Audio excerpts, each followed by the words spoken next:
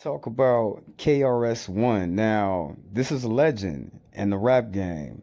Okay, way before my time, you know what I'm saying? But I at least I know who he is. I know some of his songs. But let's fit in the word of God and some of the things in which he's talking about today. Just because a person is older don't mean that they wise.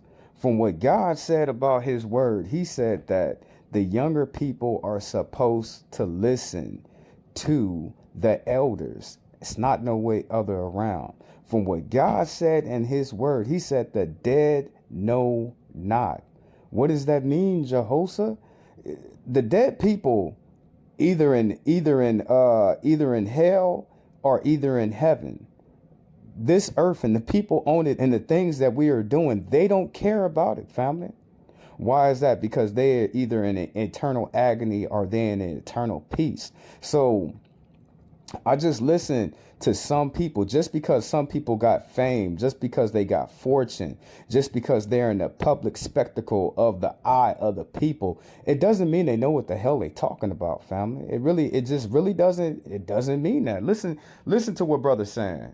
And I'll fall back, but I'm pretty sure I know I'm not When tripping. family members pass, it means that something great is about to happen in your life, and you need guidance from the other side. What's up? In a weird way, when Scott LaRock passed, he was killed in the Bronx. So let me stop. So you mean to tell me before God blesses you, he got to kill somebody in your family? That don't even make no damn sense. I'm not a person that's going to sit up here and praise and worship my ancestors. I'm going to praise and I'm going to worship my God. None of my fallen people should have to die. It sounds like a blood sacrifice.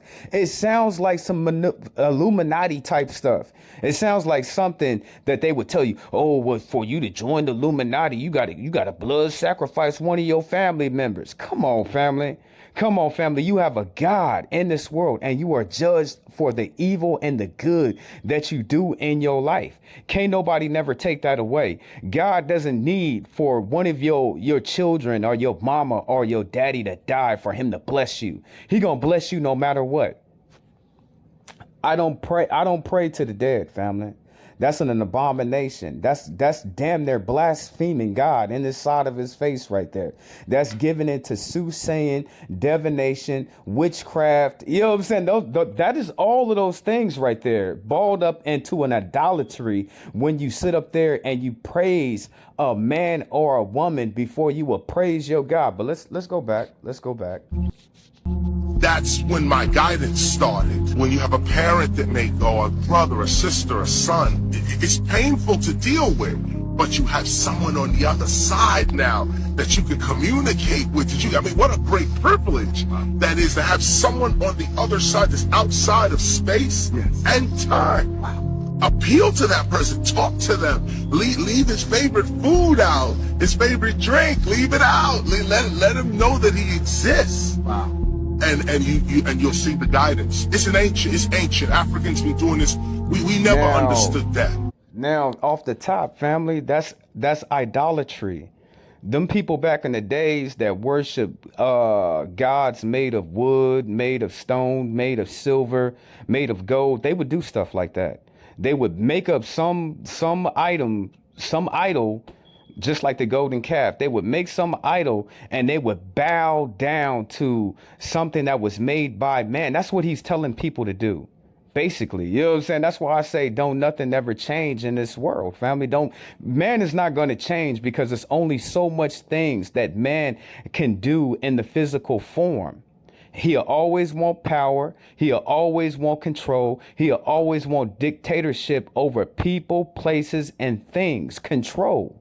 Just because it was done in the past doesn't mean it's not done in the present. And every single thing that he just said, I denounce, I rebuke in the name of Yahshua HaMashiach. I rebuke these things that KRS-One said because it ain't no way. Now let's go to the tale of Lazarus. Lazarus was a poor man begging at the gate. You seen he come out The rich man come out, he be begging. He be like, "Oh, sir, can you just give me a piece of crumb of bread? Can you give me a bread?" And that the rich man looked down at him, but little did he know that his soul would be required of him in that day, no different than Lazarus. Now, when the rich man went down to hell, he started complaining and crying out, "Oh, Abraham, oh, hey, Abraham, can you give me a little water? Or can you tell Lazarus to bring me the water?" You know damn well this big old hole in the ground, can't nobody cross it, but you sitting over there asking something dumb. "Oh, Abraham, can you tell Lazarus to go back up? Can you tell him to tell my brothers that God is real?" If they don't believe in the prophets that came before them, they'd never believe in God. So the dead can't do nothing for us at all, besides from the legacy of who they were. That's about it. You know what I'm saying? The legacy of your grandma and your grandpa loving God to get you to God. That's what they left behind. A good name for themselves. That's what they left behind.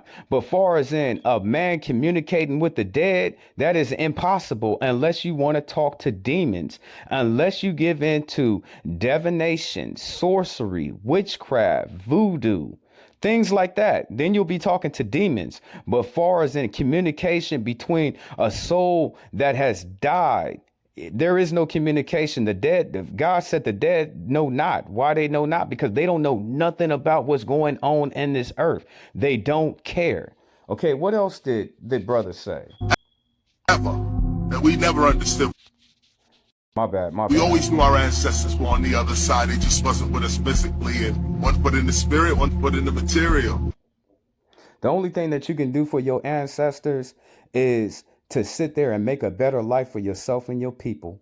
Get a gooder name for our people, raise our people up. That's the only thing that you can do for your ancestors, but that's doing something for yourself and doing something for your people and your grandchildren. I rebuke everything that KRS One said. Let's, what else is he talking about? You know what I'm saying? Because I know I'm not tripping. And that's called, if older people don't listen to younger people, they become slow amongst older people.